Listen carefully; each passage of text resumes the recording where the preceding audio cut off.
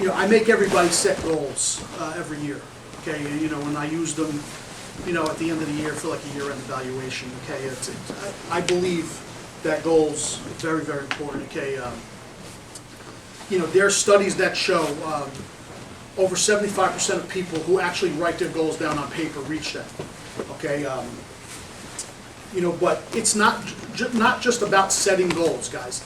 Like, if you're going to set a goal and you want to hit that goal, it's not just about writing the goal on a piece of paper. Okay, you have to put systems in place. Okay, to reach those goals. For example, if you're a coach. Okay, if you're a coach, your goal is to win a championship. Okay, your system is like what you do at practice.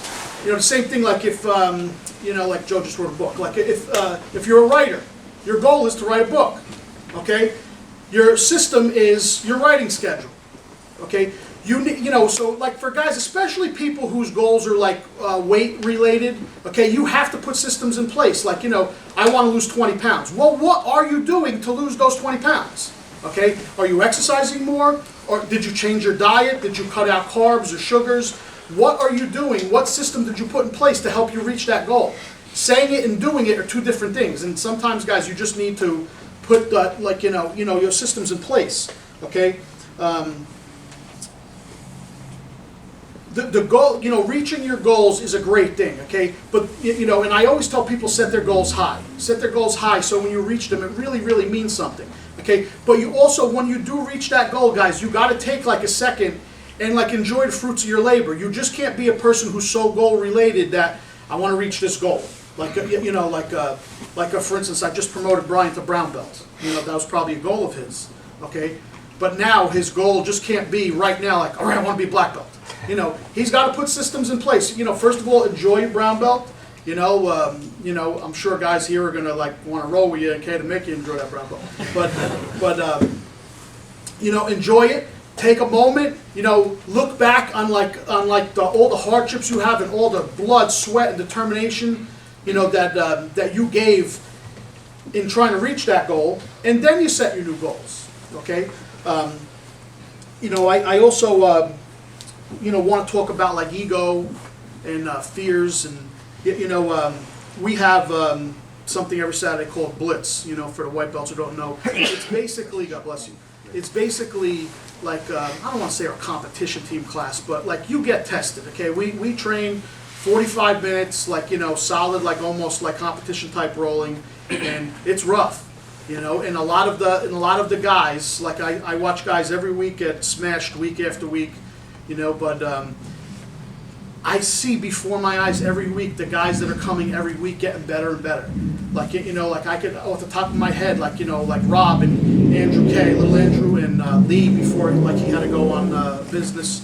He went away for business. But like I was watching these guys come in, and every week they were getting better and better. And it's because you find stuff out about yourself. Okay, by allowing yourself to be in like these bad positions and get out of them. You're learning stuff. You're building confidence, and like with each time it happens to you and you escape, you build even more confidence, and you're able to reach even more goals. Okay, Henzo recently said that in jiu-jitsu, all of us instructors that we're in the confidence building business, and I agree. I also believe that we're in the business of helping people face their fears. And once you face your fears, guys, like, sky's the limit. Like, if you allow your fears to control you, okay, that's not a good thing. Like, you need to face them. Like I said, every week, when we train in Blitz and you roll, okay, even if you don't think you're good, you're finding something about yourself every week. For every time, even just something as small as surviving, maybe not getting tapped out, you're learning so much about yourself and what you could accomplish and what you can't. Okay, these are huge building blocks, not just in jiu-jitsu, but in life. Okay, once you realize, you start gaining confidence that, like, and taking like fears away, things don't bother you as much. Like, you're able to accomplish so many things. The only way you get better at anything is by like making mistakes. Okay, I really believe that people don't come to class sometimes because of fear. Like, they're either scared of maybe being tapped out, or their ego gets in the way. They don't want to tap out to a particular person. I think some people are even as crazy as like they don't want me to see them getting tapped out. I'm here to tell you, I could care less if you get tapped out a million times. I've made this speech over and over. Like, when you get to brown and black belt, what happened on a Tuesday night during a roll on this corner on a Tuesday night when you were a blue belt means absolutely nothing in your long journey. Like, jiu-jitsu is a long, long journey, okay? Those, I call them stupid little rolls. They just don't matter. Like, they're there to help you learn. One of the best jiu-jitsu sayings, if you're not tapping, you're not learning. Okay, I really, really believe that. Okay, you got, you got to find like, you got to find your way. Like, where there's fear, there's discomfort. Okay, and by you getting out of like those comfortable positions, those uncomfortable positions. Okay, again, you're learning something about yourself. You guys have heard me say it. One of my favorite sayings is, when John Danaher says there's a difference between what's uncomfortable and what's catastrophic. If something's uncomfortable, you have to find a way out. If something's catastrophic, then you tap out. Like, you don't want to get your arm broken or your leg broken, But like, if something's uncomfortable, you got to find your way out. That's how you find out about yourself. That's how you learn. That's how you get better. You can't excel unless you make mistakes first. Okay. I actually wrote that down. You could only move forward by making mistakes. Use mistakes and failure as fertilizer. Okay, use those to drive you, to make you better. Okay, fear is the greatest obstacle of learning.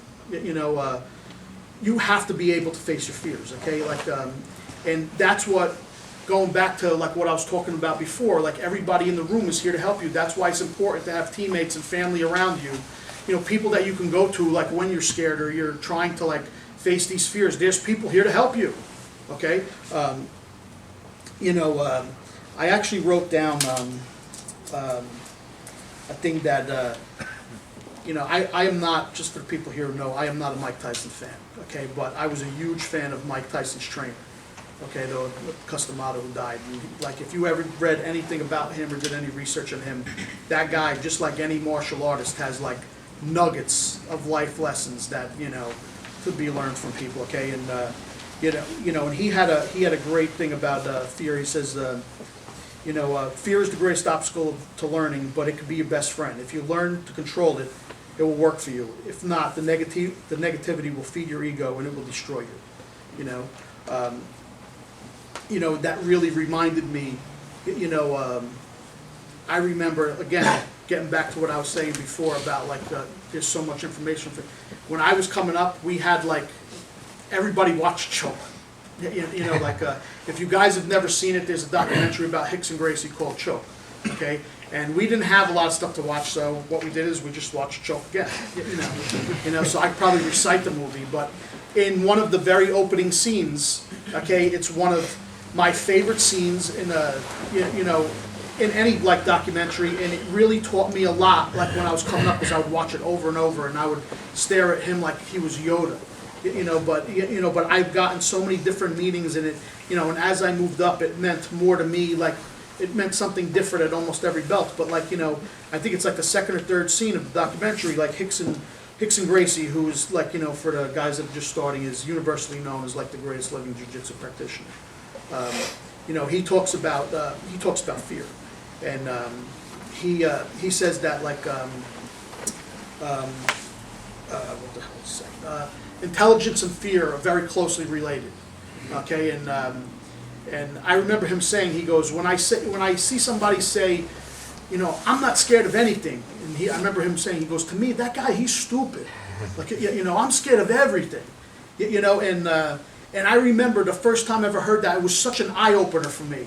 That, like, here's this guy who, like, when I was coming up, like, you guys don't know the stories we used to hear about Rickson. Like, like, I remember Fabio Gigel, who was, like, a world jiu-jitsu champion, and he was like Buchecha is now, talking about going to train with Rickson. Like, what'd you learn? He said, how to tap with my eyes, how to tap with my ears. Like, like, Rickson was like this, like, mythical figure. And, when he would stand there in front of everybody on camera and say he's scared of everything, like, you know what I mean? That really puts things in perspective for people, and I've got to learn, like, over the years a lot from, like, that statement, and I really do believe that, like, fear to me, like, I find people who, like, who aren't scared of anything, like, they get careless. Like, they get careless and they make mistakes. And, and you can capitalize on those mistakes. But if you're somebody who's, like, fearful, it makes you more aware, okay? Like, fear can, fear, like, almost creates awareness to people. And if you're more aware of your surroundings, you're more prepared, okay? So, to relate that to jiu-jitsu, like, I'm sure almost everybody here, okay, before they go into a tournament is scared, like, crap scared, right, Kayla? Right. So, there's people that are terrified. Like, for instance, when Mike Hanley competes, I don't want to be in the same building with Mike Hanley competes. He drives me insane. He's so nervous. But that's a good thing.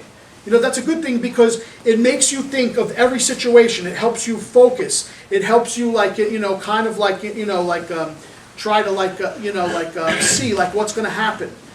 So that's what I'm saying, like, use fear to your advantage. Use fear, to motivate you, to help you succeed, okay?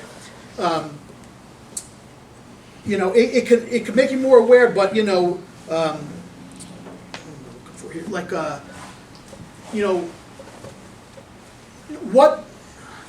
what we don't, face, when we don't face our fears, they become our limits, okay? So, like,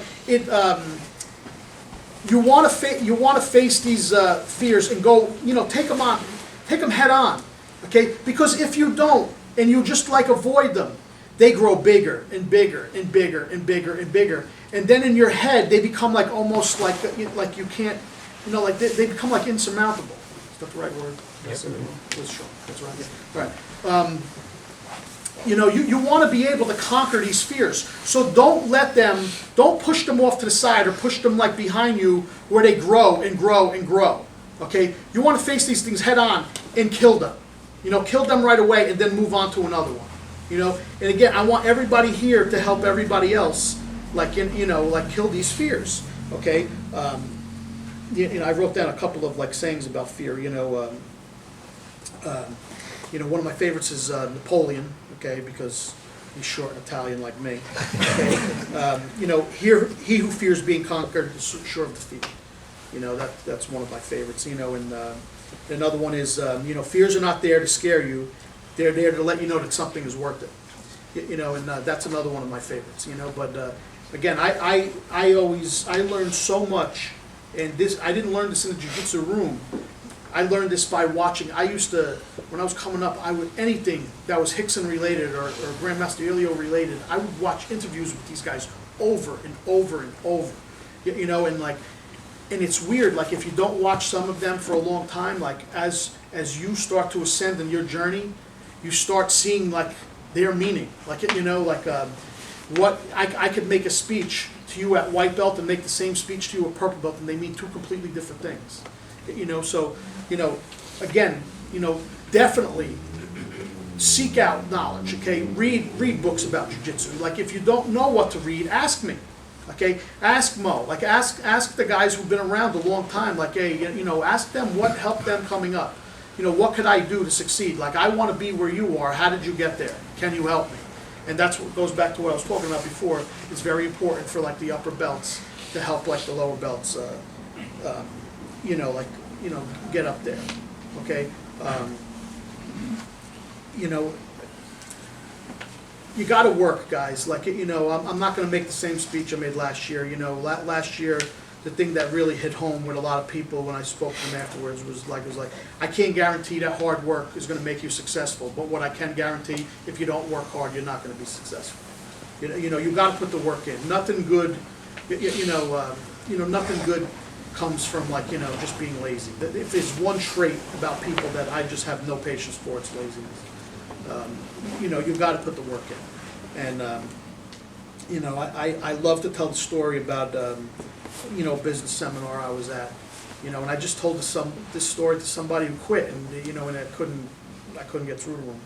But, I was at a business seminar about 5 years ago, and the guy who was giving the seminar, noticed there was a lot of Brazilian Jiu-Jitsu black belts in the room, and he made us all stand up, and he said, if I gave anybody here $50,000, you give back your belt and like all its memories, and nobody did. And he went to 100,000, 200,000, and he went up to $1 million, and there wasn't one person there who would give back their black belt for $1 million. I think, Martina, you were with me, right? What? Like, it was a really telling moment for me, you know, and it helped me, like, you know, like I remember on the way home, because I don't drive long places, I made Martina drive, and I was thinking about it, and I was like, man, like I accomplished something that I wouldn't give back for $1 million, and it made me even more proud of that moment of like what I accomplished. And like I can't begin to tell you, like, Mo, if I gave you $500,000 right now, would you give your black belt back? Nope.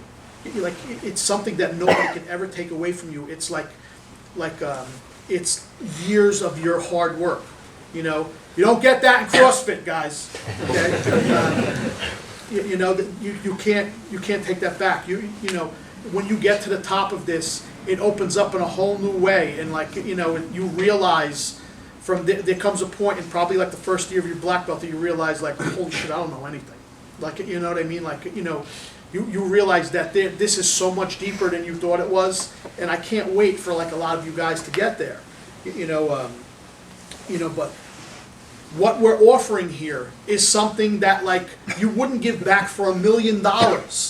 Like, you know, I don't know how I could possibly make you guys understand, you know, how that feels. Like, I have seen some of the toughest, meanest son of a bitches you've ever seen get their black belt and cry like girls. I mean, look at me. I cry like a girl when I give you guys promotions. Like, you know, sometimes I'm so moved by like somebody's work that like I can't even get it out. I remember the last Rafael Lovato seminar when I wanted to promote Professor Long. I couldn't even get words out of my mouth. You know, like when something that can take you to those kind of emotions, guys, they're priceless. You know what I'm so. You know, I'm just asking you guys to like, you know, try to put a system in place for yourself, okay, to achieve these goals and get to your goals every year, so you can get to that ultimate goal of being a black belt. You know, because there is really like no other feeling like it. I can't even describe it to you. Okay, so, you know, I'm gonna end with you know, with a Theodore Roosevelt saying, it's one of my favorites. Just believe you can, and you're halfway there. Okay, guys. So like, I want to thank everybody for coming, and we're gonna have I'm gonna have everybody stretch out a little bit. Okay, and we're gonna have blitz if anybody wants to stay. Okay. No pressure, guys, after I just made a half-hour speech. If you want to go home right now, no problem. No problem. You know, that's your system, that's fine. Okay. But, you know, thanks everybody for coming and giving, you know, I know some of you guys make sense.